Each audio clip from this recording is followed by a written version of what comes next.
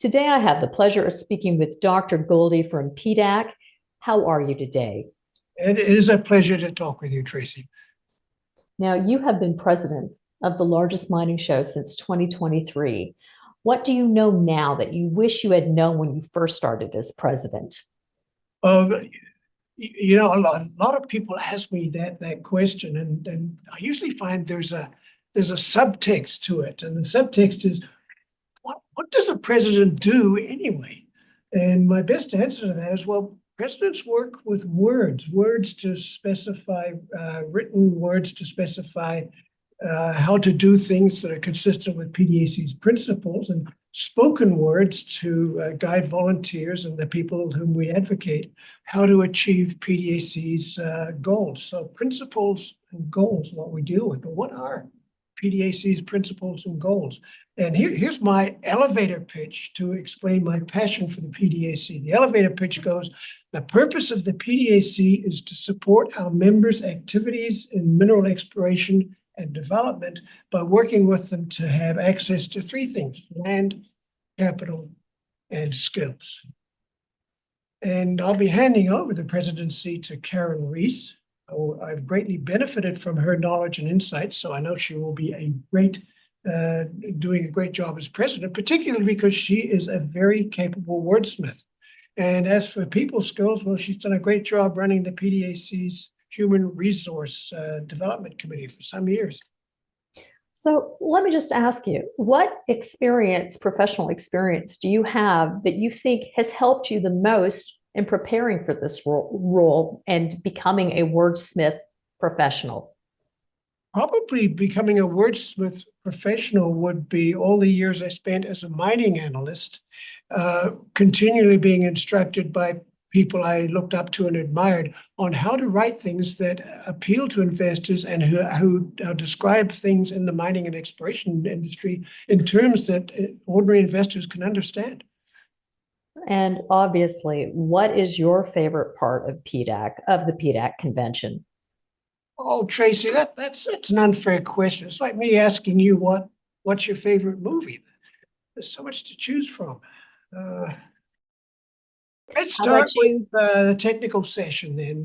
The technical session is actually world class. Any of the presentations you see there on geology or economics or commodities like rare earths would not be out of place in a meeting of a learned society. So that's the technical session is one of my favorite parts. But another one is the networking opportunities available at the convention in so many ways and formats, where you can meet all kinds of people in the mining exploration and the mining industry to connect, to collaborate, and to exchange ideas. Engaging with PDAC members from around the world is always inspiring, and it's good to see old friends and make new ones. This year, can you tell us some of the differences in themes? I've noticed over the years, depending on what year it is, different items are really prioritized. And we had a great conversation with Jeff Keeling, of course, about the METC update that's happening at the end of March. What to you is the theme for this year's PDAC? Well, the theme is, whether it's 2025 or 2024 or 2004, it is actually always the same. The theme is, what is the sector's most pressing issues? And of course, as you said, that changes from year to year. And in particular, focuses this year will be raising capital amid global economic uncertainties, fostering strong Indigenous partnerships for mutual success, and emphasizing responsible mining exploration and development through exchanging ideas with people who are putting a lot of these ideas into practice. Is there a trend that you've noticed recently that you think is noteworthy that you would like to share with the Investor News audience? Well, the strongest emerging trend right now is raising capital. And any junior company you speak to, I'm sure will say that this is our biggest problem right now, is just raising enough money to stay alive. Staying alive needs money.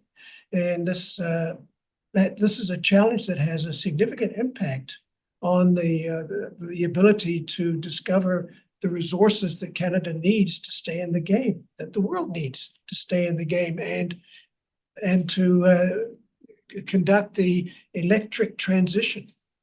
So, what would you say is one of the key reasons that we're having this challenge in raising capital right now? Tracy, one of the key reasons is that for the last 25 years, our industry has been greatly enhanced or even been able to survive because of the mineral exploration tax credit. That's a Canadian invention. It's the basis of what I call flow-through shares. And last we heard from the government before the government was adjourned until late March, was that there was nothing planned to be planned for the continuation of the mineral exploration tax credit past the end of March. We would not like to see this slip away. We want to seize the opportunity to make sure that the mineral exploration tax credit can continue. That's our #1 priority right now. Will there be a petition or something we can sign with regards to that to support your initiatives? Good point. You'll hear more in our efforts. We will have what we call a landing spot within the convention, and allowing attendees to add their voice to the government to say, look, these are the people who all of whom think that this vital credit should be renewed. And of course, on that note, with the flow through shares, there's an added bonus for a lot of the critical mineral companies. We seem to be seeing an increased focus on critical minerals.